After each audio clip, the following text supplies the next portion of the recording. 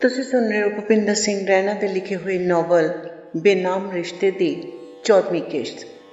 ਤੇ ਕੜੀ ਜੋੜਨ ਵਾਸਤੇ ਜ਼ਰੂਰੀ ਹੈ ਕਿ ਤੁਸੀਂ ਇਸ ਦੀਆਂ ਪਹਿਲੀਆਂ 13 ਕਿਸ਼ਤਾਂ ਵੀ ਜ਼ਰੂਰ ਸੁਣੋ। ਤੇ 13 ਕਿਸ਼ਤਾਂ ਸੁਣਨ ਵਾਸਤੇ ਤੁਸੀਂ ਫੇਸਬੁੱਕ ਪੇਜ ਯਾਨੀ ਕਿ ਰੇਡੀਓ ਸਾਂਝੀ ਆਵਾਜ਼ ਦੇ ਫੇਸਬੁੱਕ ਪੇਜ ਨੂੰ ਲਾਈਕ ਕਰਕੇ ਉੱਥੇ ਸਾਰੀਆਂ ਕਿਸ਼ਤਾਂ ਸੁਣ ਸਕਦੇ ਹੋ, ਤੇ ਜਾਂ ਫਿਰ talking books YouTube channel subscribe ਕਰਕੇ ਉੱਥੇ ਵੀ ਤੁਸੀਂ ਸਾਰੀਆਂ ਕਿਸ਼ਤਾਂ ਸੁਣ ਸਕਦੇ ਹੋ। ਤੇ ਪੇਸ਼ ਹੈ 14ਵੀਂ ਕਿਸ਼ਤ ਬੇਨਾਮ ਰਿਸ਼ਤੇ ਦੀ। ਇਹ ਘਟਨਾ ਮੁਹੱਲੇ ਵਿੱਚ ਚਰਚਿਤ ਘਟਨਾ ਸੀ। ਜੋ ਵੀ ਕੁਝ ਡਾਊਨਟਾਊਨ ਵਿੱਚ ਵਾਪਰਦਾ ਸੀ, ਪ੍ਰੋਫੈਸਰ ਸ਼ਮੀਮ ਨੂੰ ਖਬਰ ਹੁੰਦੀ। ਇਸ ਘਟਨਾ ਦਾ ਵੀ ਉਸ ਨੂੰ ਪਤਾ ਲੱਗਿਆ। ਕਾਲਜ ਤੋਂ ਬਾਅਦ ਪ੍ਰੀਤੀ ਕੋਲ ਪੁੱਛਣ ਆਈ ਕਿ ਕੀ ਹੋਇਆ ਹੈ। ਉਸ ਨੂੰ ਵੇਖ ਕੇ ਪ੍ਰੀਤੀ ਦੀਆਂ ਭੁੱਬਾਂ ਨਿਕਲ ਗਈਆਂ, ਹੌਕੇ ਭਰ ਰੋਣ ਲੱਗ ਪਈ। शमीम ने पूछा, हुआ क्या है?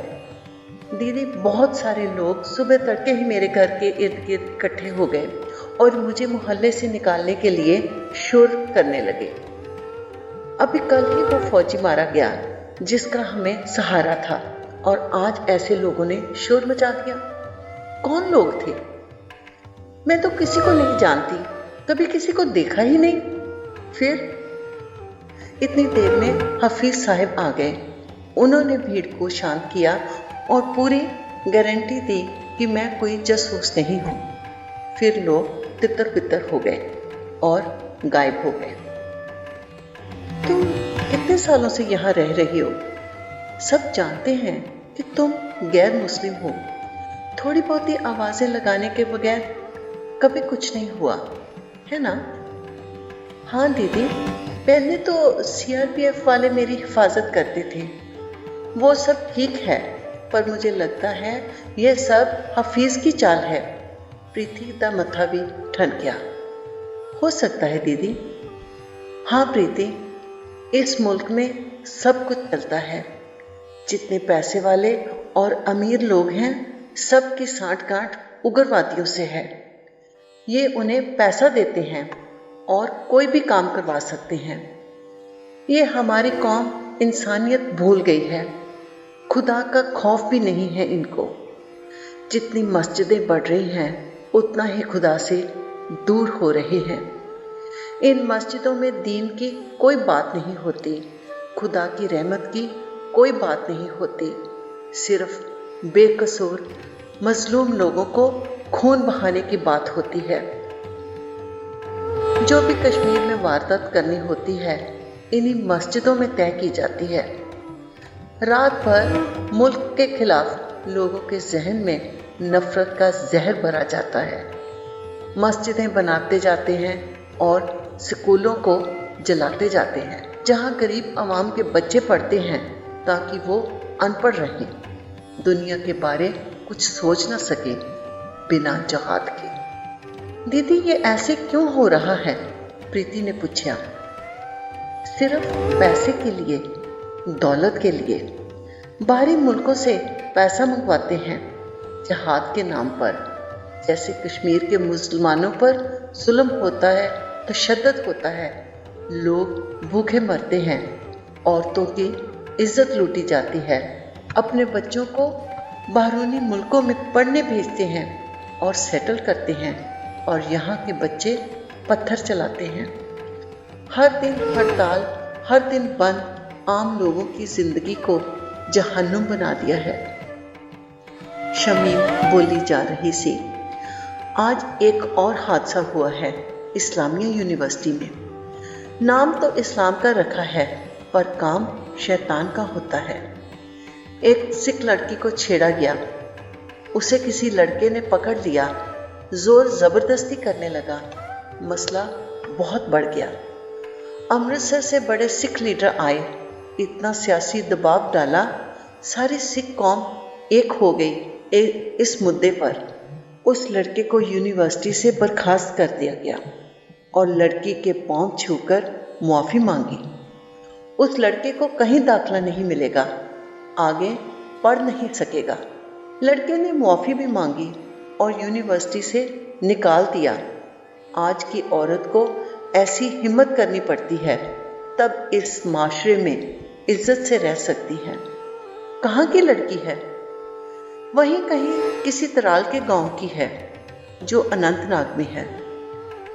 बड़ी हिम्मत की है उस लड़की ने। हाँ, हिम्मत करनी पड़ती है। बिल्कुल ठीक है दीदी।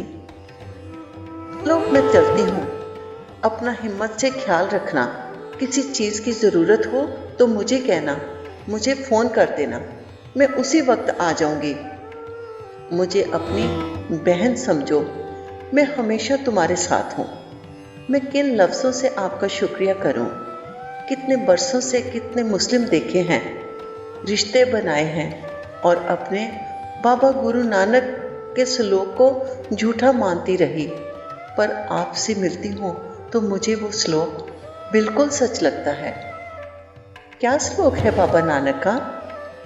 उन्होंने गुरबानी में लिखा है कि मुसलमान मोम दिल होए। वो श्लोक आप पर ही लगता है। आप जैसी रूह के लिए ही उन्होंने लिखा है। काश सारे मुस्लिम मोम दिल होते तो दुनिया में नफरत की दीवारें टूट जाती, सारी दुनिया जन्नत बन जाती, किसी और जन्नत के बंदे को तलाश न करनी पड़ती। जो लोगों का आजकल किरदार है, कितनों को जन्नत नसीब होती होगी। अगर कहीं ऐसी जन्नत है कायनात में तो कितने लोग वहाँ जाते होंगे। प्रीति की दलील सुन के प्रोफेसर शमीम हैरान हो गई। अरे, आपको इतनी समझ है, कहाँ से सीखा है? अपने जीवन की किताब से सीखा है दीदी। तजुर्बे ने सब सिखाया है। आप जैसी मुस्लिम खातून तो रब जैसी हैं। प्रीति बोली, यह गुनाह न जुड़ाओ मेरे सर पर। मैं सच कह रही हूँ दीदी। खुदा की खुदाई पर अमल करने वाला खुदा जैसा नहीं हो जाता है, पर खुदा की रहमत उस पर हो जाती है। खुदा किसी से बैर करना नहीं सिखाता, पर हम लोगों की फितरत बदल गई है। देर हो रही है, मुझे चलना चाहिए। तुम्हारे पास आती हूँ तो वक्त का पता नहीं चलता। शमीम खड़ी हो गई तो पर्स चो पैसे काट के प्रीति ने फड़ाए। ये क्या है दीदी? कुछ नहीं, काम आएंगे।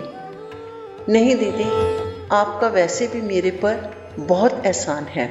शमीम का हाथ हटाउंदियां प्रीति बोली, अरे रख लो भाई, कुछ नहीं है।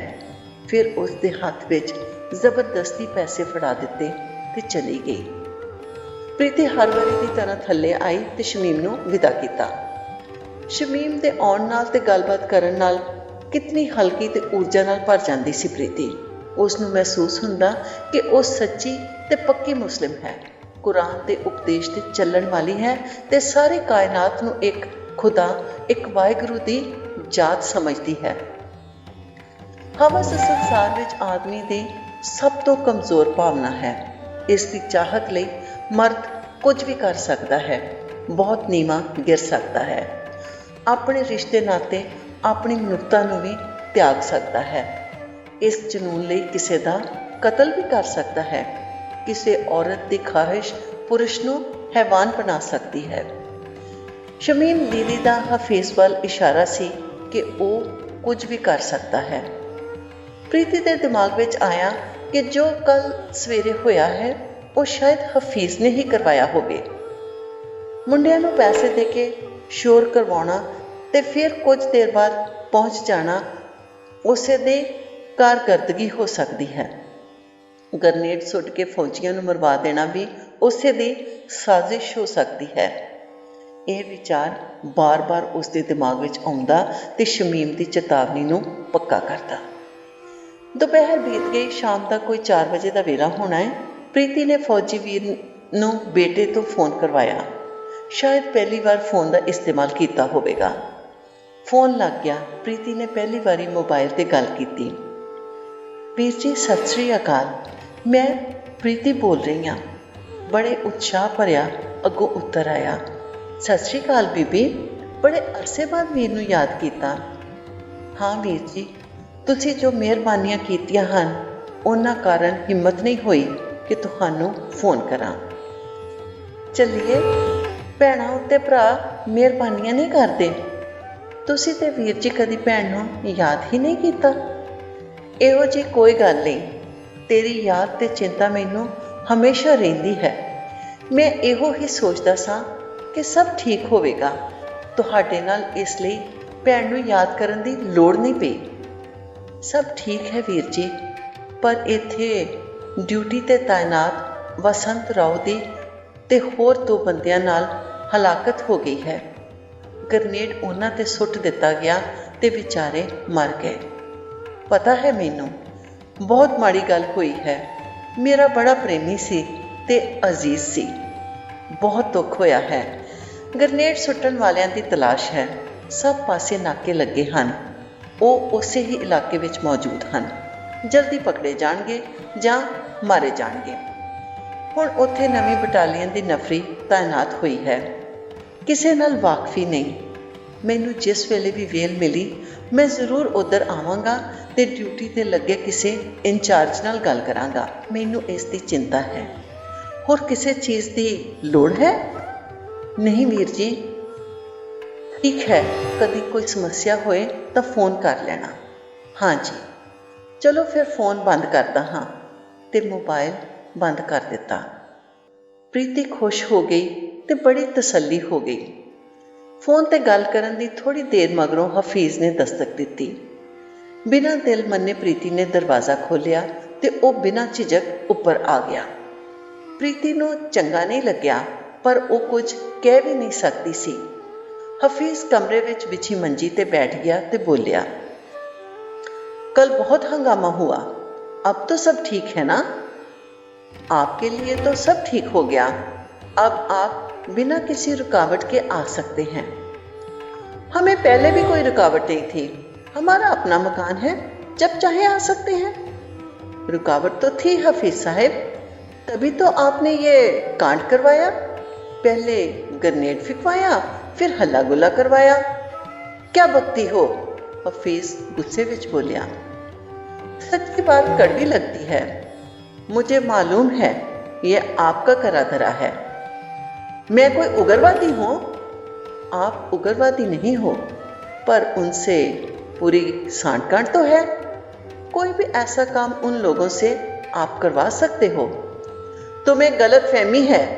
ये उग्रवादी लोग अपनी मर्जी करते हैं। जो उनके रास्ते में दिक्कत बनता है उसे वो खत्म कर देते हैं। वही तो आपने किया है।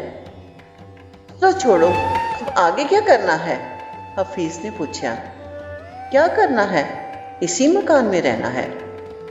आपके साथ किराया देने की शर्त है। वो आपको हर महीने मिल जाएगा जैसे मिलता है। किराए की जरूरत नहीं है मुझे तुम्हारी जरूरत है। आपकी ऐसी कोई बहुदा शर्त मुझे मंजूर नहीं। मंजूर तो की है तुमने कई बार। मेरी मजबूरी थी। अभी भी आप मजबूर हो जाओगी, उस वक्त देख लूंगी। प्रीति, हमसे जिद ना करो, हम कोई जिद नहीं मानते। आप जबरदस्ती करेंगे क्या? जबरदस्ती से हम कोई काम नहीं करते जब तक कोई मजबूर ना कर दे। जब प्यार से सब हो सकता है तो जबरदस्ती की क्या जरूरत है? हफीज ने उसका हाथ फड़न की कोशिश की थी। अपना हाथ एक पासे खिंच के क्या, आप इस वक्त चले जाइए। मेरी तबीयत ठीक नहीं है। मैं आपसे इस मसले पर अभी कोई बात नहीं कर सकती। प्रीति ने किया। कोई बात नहीं, हम फिर किसी दिन आ जाएंगे जब तुम्हारी तबीयत ठीक होगी। ते मंजी तो उठ पिया ते फिर पूछा, कब आऊं? कह नहीं सकती, ज्यादा इंतजार हम भी नहीं कर सकते, कह के चला गया हफीज। प्रीति ने राहत दा साह लिया। बच्चों के कमरे विच आई। वो सुते हुए सन। सौण तो सिवा उन्हां कोल होर कोई काम भी ते नहीं सी। उन्हां नूं जगाया, चाह पिलाई ते क्या, चलो अज बाहर चलते हैं, बाजार तक तुहानू कोई किताब लैके देंदी आं, पढ़न नूं ते कुछ होर भी जो तुहानू चंगा लगे खाण नूं। बच्चे बहुत खुश हो गए। तैयार होए ते जान लग्या बेटे ने कहा, मम्मा मैं लड्डू खाना है। ठीक है बच्चे, ते वो बाहर चले गए। ਸ਼ਮੀਮ ਦੀ ਗੱਲਬਾਤ ਨੇ ਪ੍ਰੀਤੀ ਵਿੱਚ ਊਰਜਾ ਭਰ ਦਿੱਤੀ ਸੀ। ਔਰਤ ਦਾ ਸਵੈਮਾਨ ਵਾਪਸ ਬਰਕਰਾਰ ਕੀਤਾ ਸੀ। ਉਹ ਹੁਣ ਕਿਸੇ ਵੀ ਅੜਚਨ ਜਾਂ ਮੁਕਾਬਲਾ ਕਰਨ ਵਾਸਤੇ ਤਿਆਰ ਹੋ ਗਈ ਸੀ ਤੇ ਸੋਚ ਲਿਆ ਸੀ ਕਿ ਹਿੰਮਤ ਤੋਂ ਕੰਮ ਲਵੇਗੀ। ਅੱਜ ਦੀ ਸ਼ਾਮ ਬੱਚਿਆਂ ਵਾਸਤੇ ਸਭ ਤੋਂ ਸੋਹਣੀ ਸ਼ਾਮ ਸੀ ਜਦ ਤੋਂ ਉਹ ਇੱਥੇ ਡਾਊਨਟਾਊਨ ਵਿੱਚ ਵਸੇ ਸਨ। ਬਾਜ਼ਾਰ ਵਿੱਚ ਲੰਘਦੀ ਹਰ ਨਜ਼ਰ ਉਹਨਾਂ 'ਤੇ ਸੀ, ਜਿਵੇਂ ਕੋਈ ਅਲੱਗ ਤਰ੍ਹਾਂ ਦੇ ਲੋਕ ਹੋਣ, ਜਿਵੇਂ ਕਿਸੇ ਹੋਰ ਦੇਸ਼ ਤੋਂ ਆਏ ਹੋਣ। ਘੁੰਮ ਫਿਰ ਕੇ ਵਾਪਸ ਆਏ ਬਹੁਤ ਖੁਸ਼ ਸਨ ਕਿ ਉਹਨਾਂ ਦੀ ਮਾਂ ਨੇ ਬਾਹਰ ਲਿਜਾਣ ਦੀ ਹਿੰਮਤ ਕੀਤੀ ਸੀ। 2-4 ਦਿਨ ਇਸ ਸ਼ਾਮ ਦੀ ਮਸਤੀ ਵਿੱਚ ਰਹੇ। 2-4 ਦਿਨਾਂ ਬਾਅਦ ਹਫੀਜ਼ ਫਿਰ ਆਇਆ। ਅੱਜ ਸ਼ਾਇਦ ਉਸਨੇ ਸ਼ਰਾਬ ਪੀਤੀ ਸੀ। ਆਉਂਦਿਆਂ ਹੀ ਪੌੜੀ ਵਿੱਚ ਹੀ ਉਸਨੇ ਪ੍ਰੀਤੀ ਦਾ ਹੱਥ ਫੜ ਲਿਆ ਤੇ ਬਾਹਾਂ ਵਿੱਚ ਘੁੱਟ ਕੇ ਉਸ ਨੂੰ ਚੁੰਮ ਲਿਆ। ਪ੍ਰੀਤੀ ਉਸ ਤੋਂ ਆਪਣਾ ਆਪ ਛੁਡਾ ਕੇ ਅਲੱਗ ਹੋ ਗਈ ਤੇ ਪੌੜੀਆਂ ਚੜ੍ਹ ਕੇ ਉੱਪਰ ਆ ਗਈ। ਪਿੱਛੇ ਹਫੀਜ਼ ਵੀ ਆ ਗਿਆ ਤੇ ਸਿੱਧਾ ਆ ਕੇ ਉਸ ਦੇ ਕਮਰੇ ਵਿੱਚ ਬੈੱਡ ਤੇ ਲੇਟ ਗਿਆ। ਅੱਜ ਉਹ ਸੋਚ ਕੇ ਹੀ ਆਇਆ ਸੀ ਕਿ ਕੁਝ ਕਰਕੇ ਹੀ ਜਾਵੇਗਾ, ਭਾਵੇਂ ਜ਼ਬਰਦਸਤੀ ਹੀ ਕਿਉਂ ਨਾ ਕਰਨੀ ਪਵੇ। ਪ੍ਰੀਤੀ ਉਸ ਕਮਰੇ ਵਿੱਚ ਨਹੀਂ ਆਈ। ਹਫੀਜ਼ ਉਸ ਨੂੰ ਬੁਲਾਉਣ ਲੱਗਾ। ਜ਼ੋਰ ਦੀ ਆਵਾਜ਼ ਵਿੱਚ ਪ੍ਰੀਤੀ ਅੰਦਰ ਆਈ ਤੇ ਬੋਲੀ, क्या कर रहे हो? ले जाओ यहाँ से। मैं आज खाली हाथ जाने के लिए नहीं आया हूँ। चुप करके आराम से यहाँ आओ। मेरे बच्चे जाग रहे हैं। तो क्या हुआ? बेटी को भी साथ ले आओ। शर्म नहीं आती आपको? प्रीति गुस्से में चीखी। इसमें शर्म वाली कौन सी बात है? कल तो यही सब कुछ उससे भी करना पड़ेगा। आपका दिमाग तो नहीं खराब हो गया? मैं सही बात करता हूँ। उसके साथ कोई शादी करने वाला नहीं मिलेगा। ना कोई सिख उससे शादी करेगा, ना कोई मुसलमान।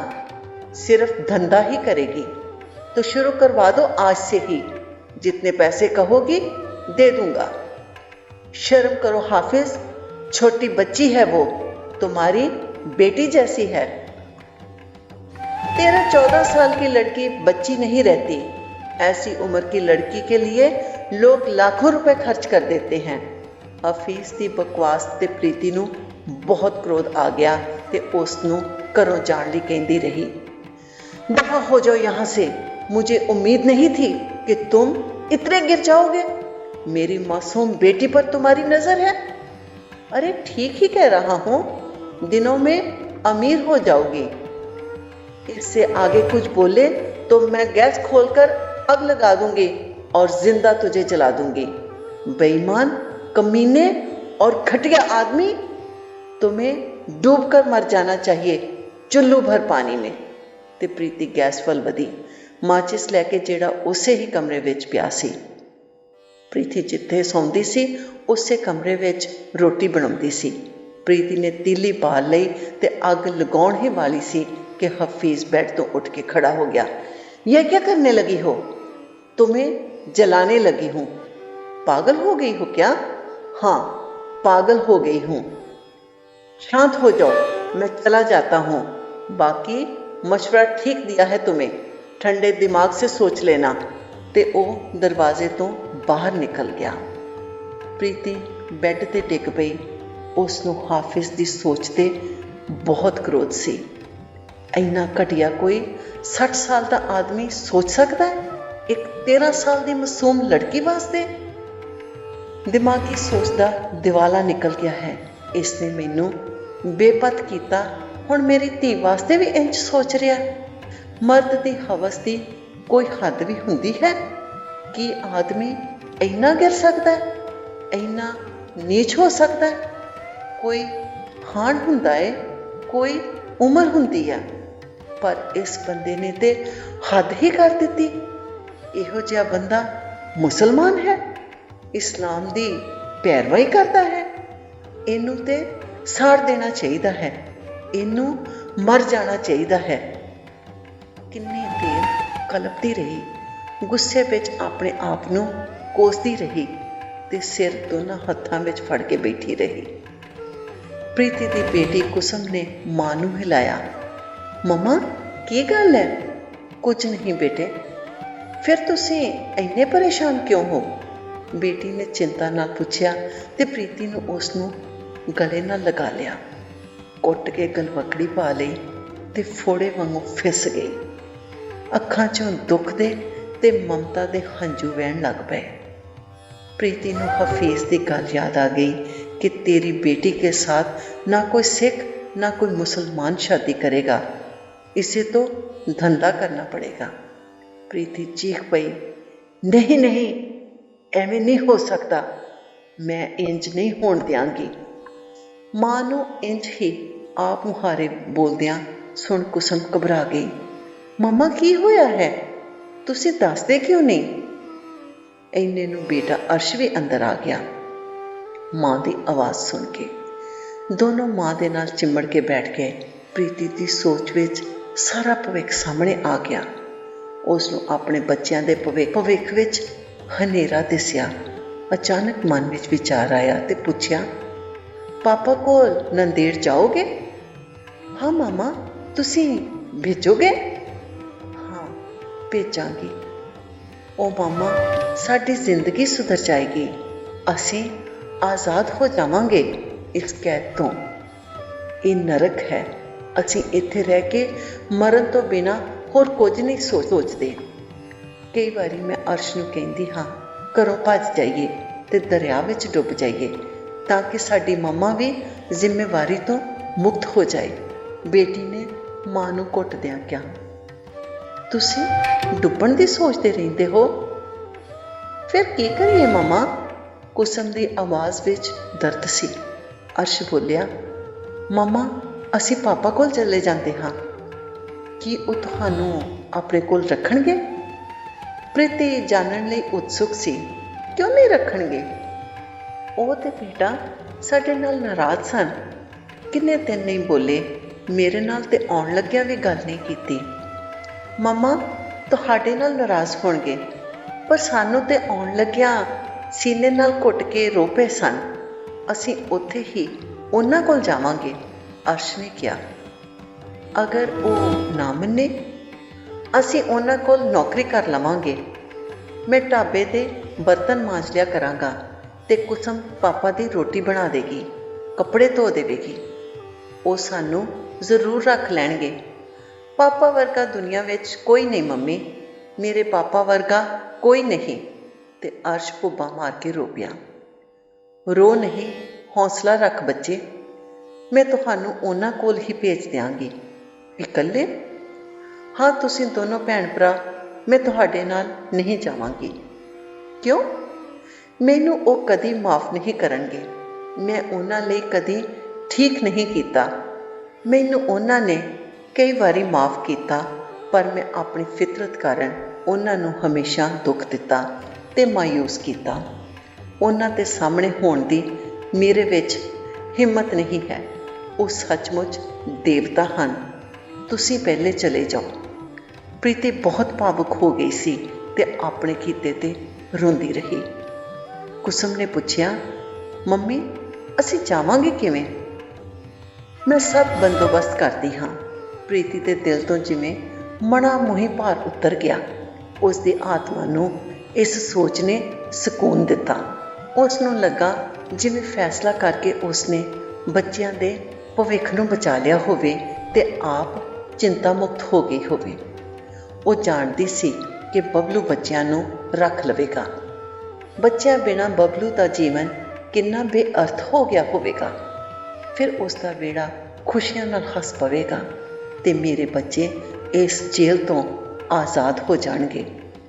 ਹੁਣ ਭਾਵੇਂ ਪੜ੍ਹ ਲਿਖ ਨਾ ਸਕਣ, ਪਰ ਬਬਲੂ ਕਿਸੇ ਕੰਮ ਵਿੱਚ ਤੇ ਲਗਾ ਦੇਵੇਗਾ, ਕੁਸਮ ਦਾ ਵਿਆਹ ਤੇ ਕਰ ਦੇਵੇਗਾ। ਇਹ ਸੋਚਦੀ ਹੋਈ ਉਹ ਬੱਚਿਆਂ ਦੇ ਜਾਣ ਦਾ ਤਰੀਕਾ ਸੋਚਦੀ ਰਹੀ। ਸਾਰੀ ਰਾਤ ਬੱਚਿਆਂ ਨੂੰ ਭੇਜਣ ਦੀ ਤਰਕੀਬ ਬਣਾਉਂਦੀ ਰਹੀ। ਕਿਵੇਂ ਕਰੇਗੀ? ਕੇਵਲ ਇੱਕ ਉਮੀਦ ਫੌਜੀ ਵੀਰ ਤੇ ਸੀ ਕਿ ਉਹ ਕੁਝ ਸਹਾਇਤਾ ਕਰ ਸਕਣਗੇ ਬੱਚਿਆਂ ਨੂੰ ਭੇਜਣ ਵਿੱਚ। ਕੁਝ ਪੈਸੇ ਉਸ ਕੋਲ ਜੁੜੇ ਸਨ ਬੱਚਿਆਂ ਨੂੰ ਭੇਜਣ ਵਾਸਤੇ।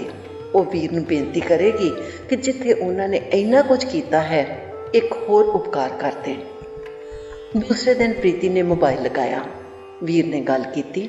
ਸਤਿ ਸ਼੍ਰੀ ਅਕਾਲ ਕਹਿਣ ਮਗਰੋਂ ਪ੍ਰੀਤੀ ਨੇ ਬੇਨਤੀ ਕੀਤੀ, ਵੀਰ ਜੀ, ਮੈਂ ਤੁਹਾਨੂੰ ਮਿਲਣਾ ਹੈ।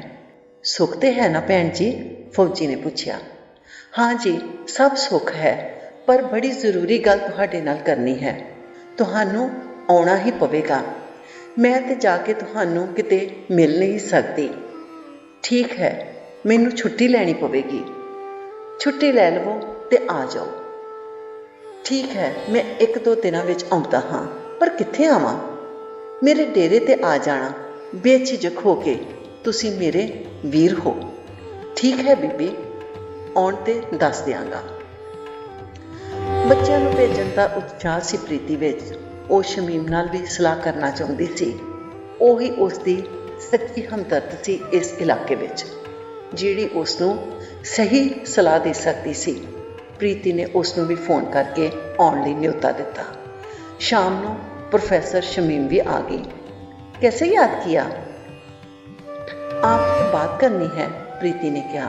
ठीक है, बताओ। आज आपकी सूरत से लगता है खुश हो, चेहरे पर मायूसी नहीं है।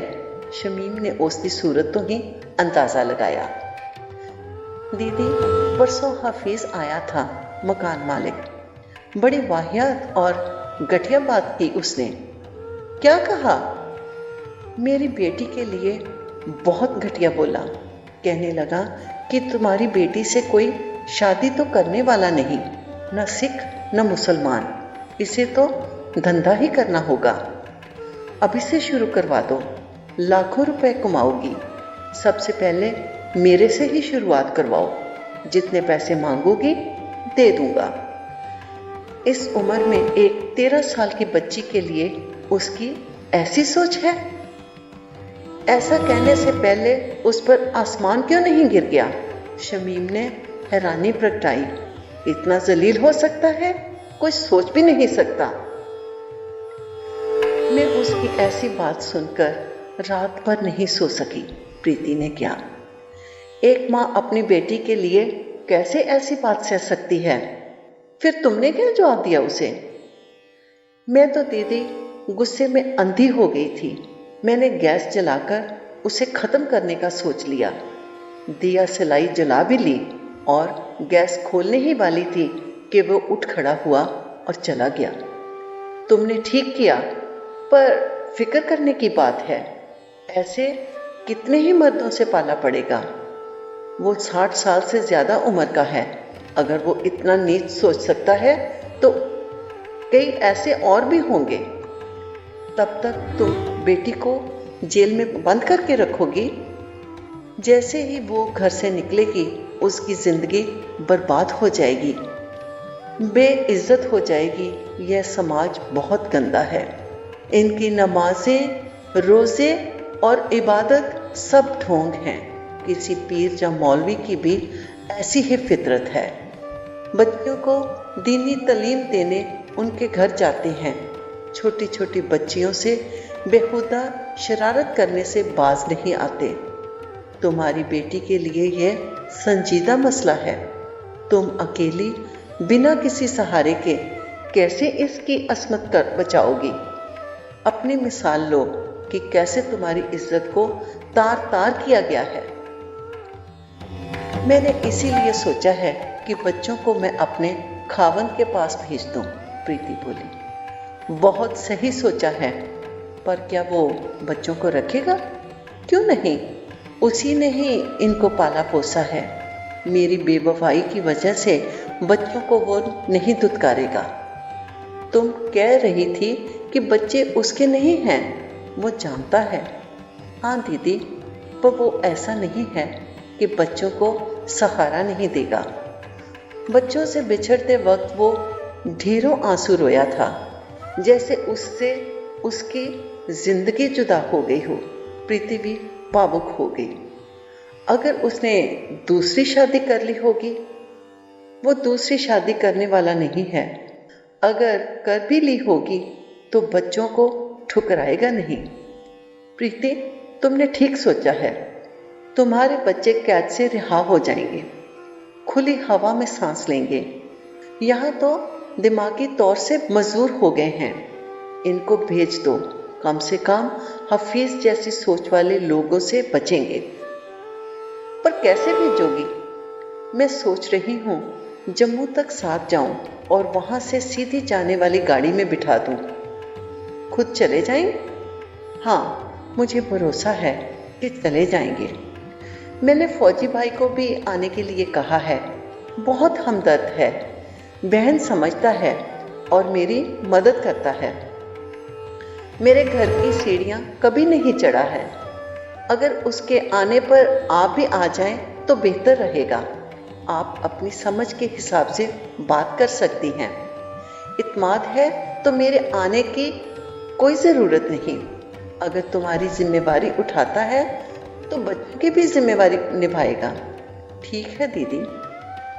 प्रीति, मैं तेरे इस फैसले से बेहद खुश हूँ। हमेशा मुझे तेरी फिक्र रहती है। आज मेरी भी फिक्र कम हुई है। अब बच्चे सही सलामत पहुँच जाएं, मुझे इत्तला करते रहना। ठीक है, मैं चलती हूँ, कह के शमीम मंजे तो उठ गई ते रवाना हो गई। प्रीति को भी तसल्ली हो गई कि उसने सही फैसला किया है।